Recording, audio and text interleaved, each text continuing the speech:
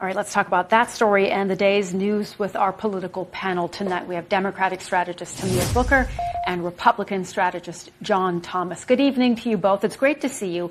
John, I want to start with you on this question of the U.S. negotiating peace efforts to end the war in Ukraine. The Ukrainians continue to say they want peace too, but they don't want to surrender.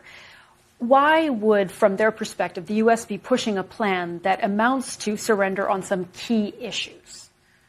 Well, I think it's for several reasons. First, President Trump and many Americans want to see the bloodshed simply come to an end.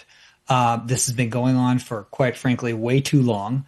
And it's also been a key item that President Trump campaigned on for re-election, is that he would bring this conflict to an end, bring peace. So, look, he's trying to force both sides so that they come to some kind of compromise. And compromise means that not each side's not going to be thrilled with the outcome, but it's better than more bloodshed.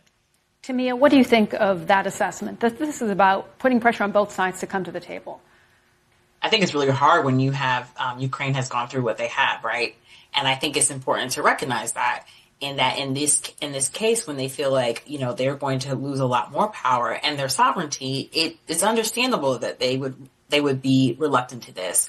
They've been through a lot, right? And so I think right now what we need to do is understand that. And I think forcing it is too strong here, but I think there does need to be a point where there is some level setting and negotiation, but not where they feel like they have to give up so much. Tamia, do you get a sense that there is still support here in the U.S. for continuing to support Ukraine?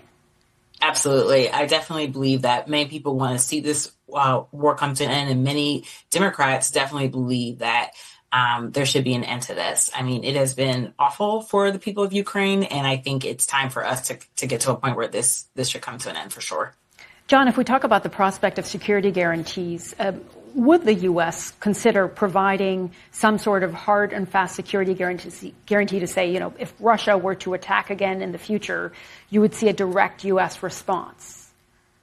I believe that's on the table, and that's, in fact, what might be required to ensure that Putin honors the deal. And if that's, you know, what is required to bring peace, I think that's an appropriate response. I know that President Trump isn't thrilled about that kind of offer simply because he's trying to keep the U.S. out of any potential foreign conflict other than being a peace broker. But look, if that's what's necessary, I think the will of the American people will stand behind the president on this deal. And look, I'm quite frankly just encouraged that both sides now are finally coming to the table, discussing tangible talking points, and hopefully they can come to some kind of compromise. They appear to be coming to very different tables. And John, I want to get your take on the question that I just asked Tamia. I mean, you said you think the American people would stand behind such a security guarantee, but how much of a priority is it, do you think, for Republicans right now to ensure that Ukraine's position is honored in any sort of peace agreement?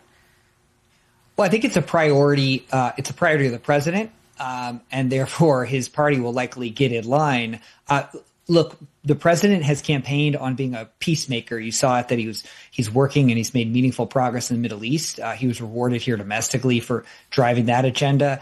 And if the president came through with a deal that made common sense for America to help broker peace, I think the Americans will have his back on that. Tamia, where do you think Democrats are going to stand on messaging on this? Because clearly, you know, people want to see this war end as it's gone on for 3+ years, an incredibly brutal war.